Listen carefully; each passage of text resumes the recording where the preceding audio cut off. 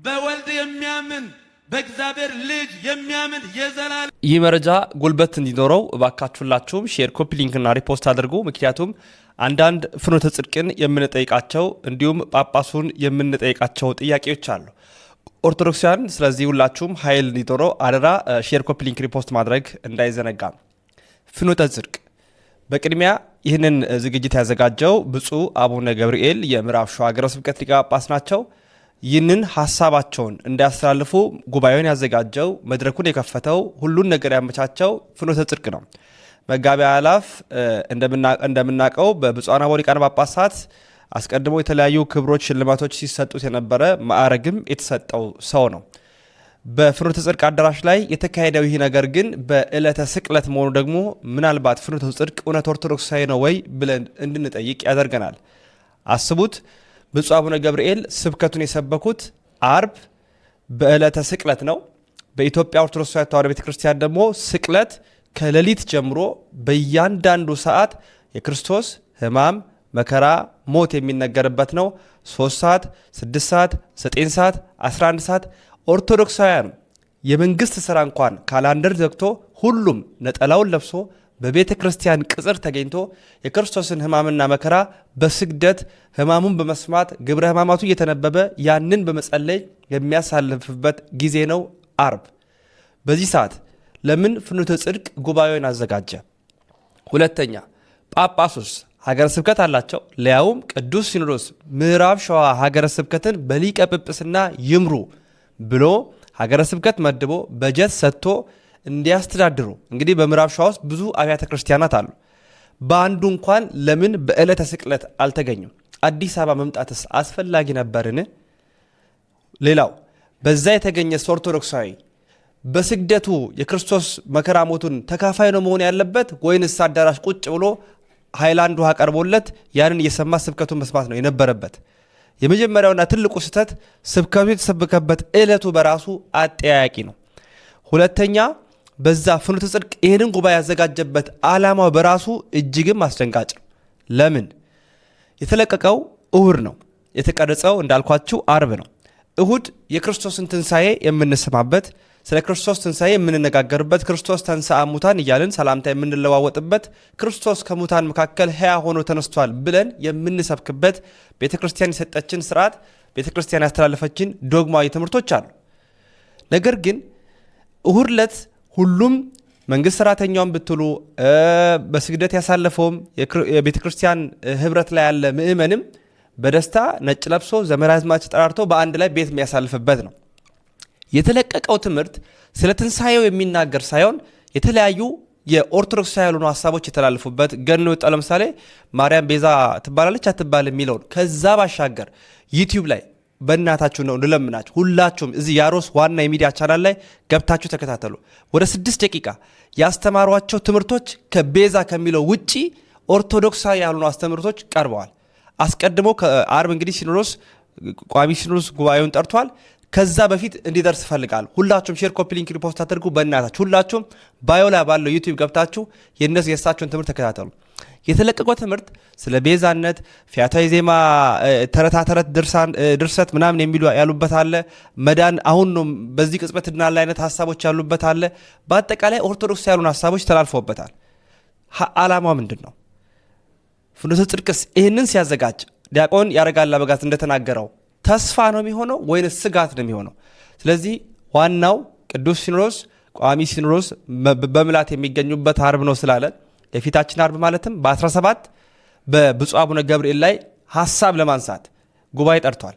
ስለዚህ ከጉባኤ በፊት ይህንን መረጃ ለብፁዓን አበው ሊቃነ ጳጳሳት አድርሱልኝ።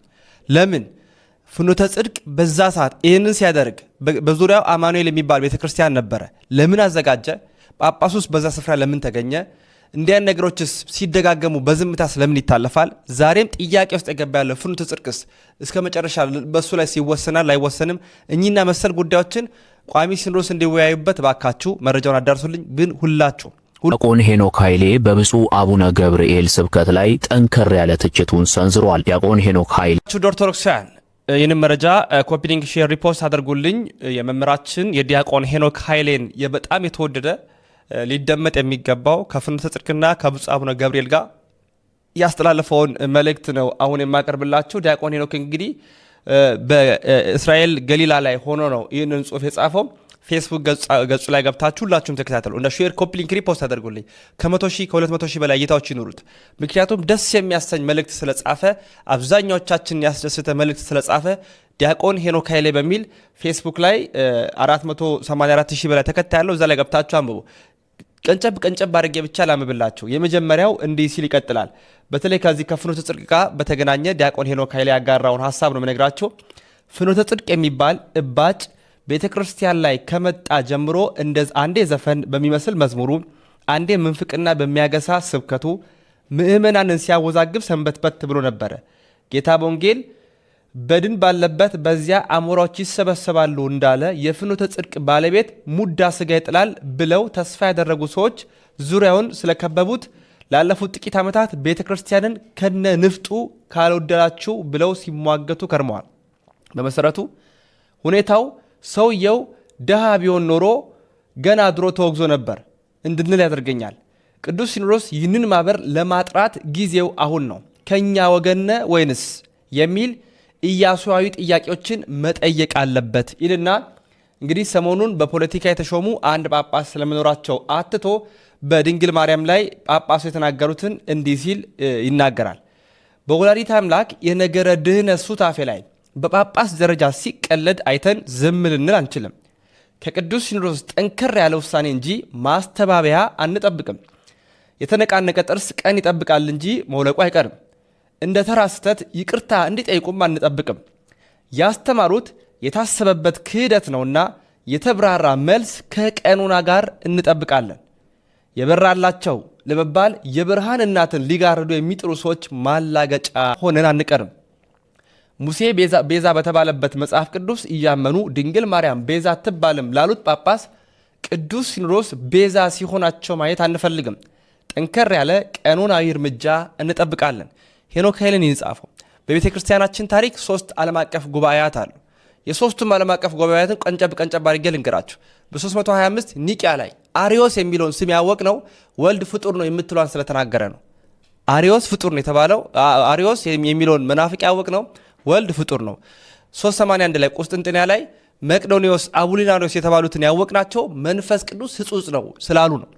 431 ኤፌሶን ላይ ንስጥሮስ የተባለ መናፍቅ ያወቅ ነው ድንግል ማርያም ወላዲተ ሰብ ናት፣ ሰውን የወለደች ናት እንጂ አምላክን የወለደች አይደለችም። እንዲሁም ክሌሄ ባህሪ ክርስቶስ 2 ባህሪ አለው ስላለ ነው። ይታያችሁ የተወሰኑ ሀሳቦችን ስለተናገሩ ነው። ከአራቱም መናብርት ከ150 ከ200 ያላነሱ ከ318 በላይ የሆኑ አባቶች ኤጲስቆጶሳት፣ ሊቃነ ጳጳሳት ከየሀገሩ አንዳንዱ እንደውም እንደ ቅዱስ ቶማስ ዘመራስ በቅርጫት ተይዘው መጥተው ጉባኤ ላይ የተሳተፉት ምንፍቅናቸውን፣ ስህተታቸውን፣ እውነተኛነቷን የቤተ ክርስቲያን ልዕልና ሳይተው እነሱን ለማውገዝ ነው። አሁን ቤተ ክርስቲያን ያልሆኑ ሀሳቦችን ከአባቶች ጳጳሳት ጀምሮ በአንዳንድ መምህራን ዘንድ እያየን ነው። ስለዚህ ነገሮችን አድበስብሶ ማለፍ አንፈልግም። የዲያቆን ሄኖክ ኃይሌን የመጨረሻውን ሀሳብ ብቻ ላስቀምጥ። ሙሴ ቤዛ በተባለበት መጽሐፍ ቅዱስ እያመኑ ድንግል ማርያም ቤዛ አትባልም ለሚሉት ጳጳስ ቅዱስ ሲኖዶስ ቤዛ ሲሆናቸው ማየት አንፈልግም። ጠንከር ያለ ቀኖናዊ እርምጃ እንጠብቃለን። ሼር፣ ኮፒ ሊንክ፣ ሪፖስት አድርጉ። ያሮስ የዩቲዩብ ቻናል ላይ እባካችሁ ኦርቶዶክሳውያን እንደው በትህትና ልጠይቃችሁ እስቲ ግቡና አበረታቱ። በቀን 2 ጊዜ ማልዳ 1 ሰዓት ከ40 ምሽት 1 ሰዓት ላይ ፍጹም ያለመሰልቸት መረጃ ከማስረጃ ቪዲዮ አስደግፌ ያቀረብኩ ነው። ያሮስ ላይ ገብታችሁ ተከታተሉ። ሰብስክራይብ አድርጉ። ባዮ ላይ አለ። ያሮስ የእናንተ መኛም ነው። ወንድማችሁ ልዑል መብራቱ ነኝ።